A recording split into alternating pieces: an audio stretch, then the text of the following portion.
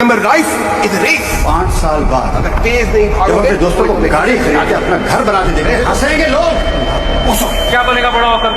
कैसे कहेंगे बनेगा? कि फाइनल ईयर में आके छोड़ दिया। क्या सारी उम्र में से घर पे बैठ के खिलाता रहूंगा? Hello and welcome back to another exciting video. तो इस वीडियो में मैं अनुराग और सिमरन अपने बोर्ड्स के फियर को कॉन्क्वायर करके एक रियल सैम्पल पेपर देने वाले हैं, लाइक जो बोर्ड लाइक स्ट्रक्चर जिसका होता है, पैटर्न एंड एवरीथिंग। तो उसके लिए सबसे पहले मैंने पूरा प्रिपरेशन स्टार्ट कर दी थी यहाँ पर। एंड ऑल्सो तुम्हें हमारे मार्क्स देखने हैं या फिर कैसे हमने टेस्ट दी, तो उसके लिए तुम्हें पूरा व्लॉग एंड तक देखना होगा। So don't forget to watch the vlog till the end. And मैं यहाँ पर एक्टिव रिकॉल टेक्निक प्रैक्टिस करी थी। बेसिकली जितने भी चैप्टर्स है उनके फॉर्मूलाज या कॉन्सेप्ट थोड़ा बहुत लिख के अपने आप से टेस्ट कर रही थी, सो दैट मैं देख सकूँ कि मुझे क्या क्या आता है क्या क्या नहीं आता। उसके बाद मैं इसकी करेक्शन भी करती हूँ। तो ये मेरी एक रिविजन टेक्निक है जो मैंने पहले भी अपने व्लॉग्स में शेयर की थी।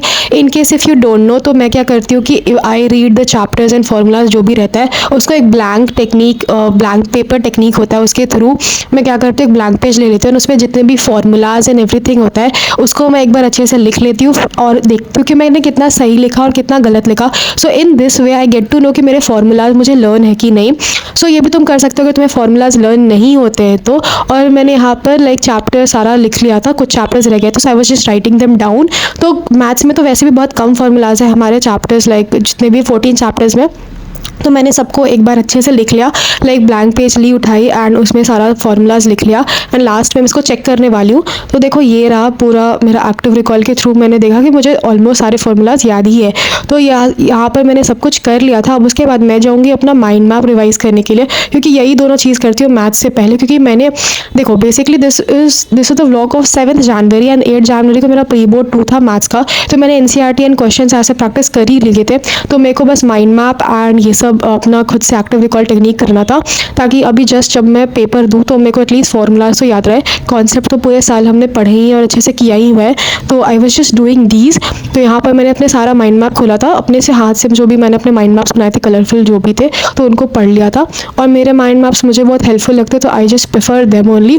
तो माइंड मैप्स या फॉर्मूला शीट, चीट शीट्स ऐसे बहुत सारे बुक्स में रहते हैं, तो उनको भी रेफ़र कर सकते हो।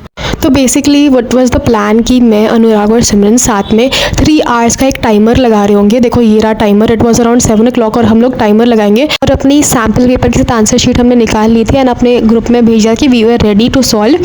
And moving further in the vlog तो मैं सबसे पहले तुम लोग को बता दूँगी सैम्पल पेपर्स के बारे में। तो ये 12 रील फ्री सैम्पल पेपर्स है, इसमें तुम्हें 12 क्वेश्चन पेपर्स मिलेंगे, 8 आंसर शीट्स मिलेंगी एंड ये इसमें सोल्यूशन शीट्स भी तुम्हें मिलेंगी। पूरा सोल्यूशन का बुकलेट है, इसमें तुम्हें 50% कॉम्पिटेंसी बेस्ड क्वेश्चन मिलेंगे। साथ साथ में सोल्यूशन के अंदर तुम्हें nailing your exams and toppers के एक्सप्लेनेशन, साथ साथ में मार्किंग स्कीम भी मिल जाएंगी। एंड देखो यहाँ पर तुम्हें एक सब्जेक्ट के 3 सेट्स मिल जाएंगे और प्रॉपर तुम्हें 8 आंसर शीट्स मिल रही है जिसमें तुम लिख के प्रैक्टिस कर सकते हो।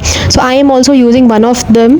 एक आंसर शीट उठाई है मैंने, मैथ्स का सेट 1 यूज़ किया है। देखो सैम्पल पेपर्स देना क्यों प्रेफर करते हैं हम सब, क्योंकि सैम्पल पेपर से हमें अपनी रियलिटी चेक मिल जाती है कि हाँ हमने कितना प्रिपेयर करके रखा है, हमारे क्या क्या टॉपिक्स वीक है और कौन कौन से टॉपिक्स को इम्प्रूव करना है। तो सैम्पल पेपर्स हम बेसिकली उस माइंडसेट से दे रहे होते हैं। एंड अभी भी तुम सोच रहे हो सैम्पल पेपर्स कर देने से डर रहे हो, तो ऐसा बिल्कुल मत डरो एंड ऐसा बिल्कुल भी मत सोचो कि तुम्हें कुछ नहीं आता है। Basically just sit and try to write your answers. 3 घंटे का टाइमर बिल्कुल लगाना एंड एक सैम्पल पेपर उठाओ। कोई भी सैम्पल पेपर उठा सकते हो, बहुत सारे रिसोर्सेज तुम्हें कहीं भी मिल जाएंगी। तो एक भी सैम्पल पेपर उठाओ और उसको सॉल्व करने की कोशिश करो, बिकॉज जब तक तुम ट्राई नहीं करो तब तक तुम्हें बिल्कुल नहीं पता चलेगा कि तुम्हारी लेवल क्या है, तुम्हें कौन कौन सी जगह पे इंप्रूव करना है, कहाँ कहाँ की इंप्रूवमेंट रिक्वायर्ड है और तुम कितने मार्क्स स्कोर कर पा रहे हो। क्या वो तुम्हारे एक्सपेक्टेशंस मैच कर रहे हैं वो मार्क्स, और नहीं करे तो ऑब्वियसली तुम्हें बहुत ज़्यादा मेहनत करनी पड़ेगी। तो हाँ, सैम्पल पेपर्स हम लोग सब यही माइंडसेट से दे रहे थे कि हाँ हमें पता था कि हमारी उतनी भी अच्छी प्रिपरेशन नहीं है जितने सैम्पल पेपर्स ये इतने टफ वाले थे। एक्चुअली हाँ, ये सैम्पल पेपर्स बहुत टफ थे, लाइक ईजी और मॉडरेट लेवल के थे नहीं। कुछ क्वेश्चंस कुछ ज़्यादा ही अजीब थे जो मुझे पढ़ के भी समझ नहीं आता। So I was just pausing for a second and I was like भाई ये क्या क्वेश्चन है, बट फिर हाँ कुछ भी करके कॉन्सेप्ट थोड़ा बहुत लगा के आंसर तो निकाल ही दे रही थी मैं। वैसे भी ये सेट नंबर 1 था ना, बस थिंकिंग कि भाई सेट नंबर 1 इतना मुश्किल है तो सेट नंबर 3 कितना मुश्किल होगा। तो ये सब चीज़ों के बीच में I was getting confuse, but still जैसे भी करके पूरा सैम्पल पेपर दिया मैंने ये पूरा वाला। तो सेक्शन ए से लेकर सेक्शन ई तक ये पूरा व्लॉग रहेगा। मैं जैसे हमेशा करती हूँ जैसे सिर्फ सेक्शन ए देख के छोड़ देती हूँ सैम्पल पेपर्स का, लाइक जैसे ST मैथ्स के लिए करी थी, बट यहाँ पर मैं पूरा सैम्पल पेपर बैठ के 3 आवर्स का टाइमर लगा के देने वाली हूँ। एंड लेट्स से कि मेरा सैम्पल पेपर कितने टाइम में ख़त्म हो जाता है। ऐसे मैथ्स का तो कभी भी टाइम पे ख़त्म नहीं होता, वो तो हमेशा ओवरलैप ही रहता है ना, चेकिंग करने में भी 10-15 मिनट तो निकल ही जाते हैं। ऑल्सो मैथ्स का पेपर चेक करना चाहिए, तो फिर तुम मेरे जैसे सिले मिस्टेक्स कमिट करके ज़रूर आ जाओगे। प्री बोर्ड्स या फिर हाफ ईयरली की एग्जाम में आई हैव नोटिस कि जहाँ पर मैंने चेकिंग की होती है तो वो पेपर बहुत अच्छा आता है जाता है, लाइक उसमें मार्क्स बहुत अच्छे आ जाते हैं। बट जो पेपर मैंने मैथ्स का चेक नहीं करा होता उसमें कहीं ना कहीं कोई मिस्टेक करके आ जाती है, जैसे कोई कैलकुलेशन मिस्टेक हो गई, क्योंकि फॉर्मूलाज एंड कॉन्सेप्ट तो ठीक कर लिया, calculation is the one thing जहाँ पर मैथ्स के कुछ मार्क्स इधर उधर चले जाते हैं। तो हाँ, कैलकुलेशन भी इंप्रूव करनी होती है मैथ्स के पेपर में, और मैंने भी बहुत ट्राई किया है कैलकुलेशन इंप्रूव करने के लिए, लेकिन ऑल्सो इस पेपर में मेरी भी एक कैलकुलेशन मिस्टेक हो गई थी, वो तो मैं लास्ट में बताऊंगी जब मैं अपने मार्क्स बता रही होंगी। तो बेसिकली मैं, अनुराग और सिमरन साथ में दे रहे थे, एक ऐसा फीलिंग आ रहा था कि हाँ मेरे साथ और भी लोग दे रहे हैं, एक क्लास में हम बैठे हुए हैं सब कुछ, एंड और भी like virtual study buddies obviously, but हम साथ में बैठे हैं, साथ में सैम्पल पेपर दे रहे हैं, साथ में टेस्ट दे रहे हैं, सेम टाइम पे टाइमर लगाया हुआ है, सेम टाइम पे एक एग्ज़ाम खत्म होगी। तो ये एक ऐसा फीलिंग आया था जिससे लाइक एक इन्वायरमेंट बिल्डअप हो जा रही थी, and I was really liking this. So ऐसे कोलैब्स एंड स्टडी व्लॉग्स तुम लोग के लिए आते रहेंगे, डोंट वरी, बट हाँ ये वाला इन्वायरमेंट मुझे बहुत पसंद आ रहा था, एंड मैं बस बहुत फोकस एंड कंसंट्रेशन के साथ, मेरा 1 घंटे खत्म हो गए थे, तो बस अपना पेपर लिख रही थी मैं यहाँ पर। मेरे जैसे ही प्री बोर्ड्स 2 खत्म हो जाएंगे उसके बाद मैं उसके रिजल्ट्स रिवील कर दूंगी चैनल पे, don't worry.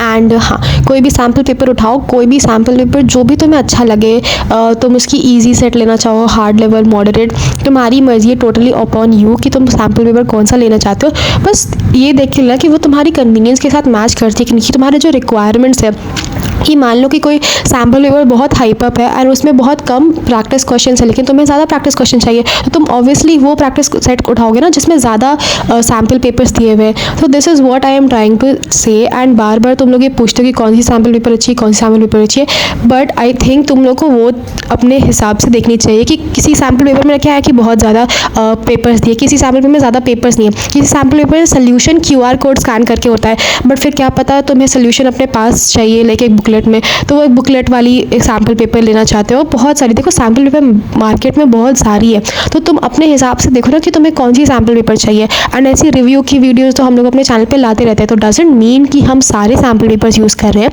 It is just for you guys कि तुम लोग को कौन से सैम्पल पेपर बेस्ट लगे एंड कौन सी सूटेबल लगे, और वो तुम लोग अपने कन्वीनियंस के हिसाब से खरीद सको एंड उसको प्रैक्टिस करो।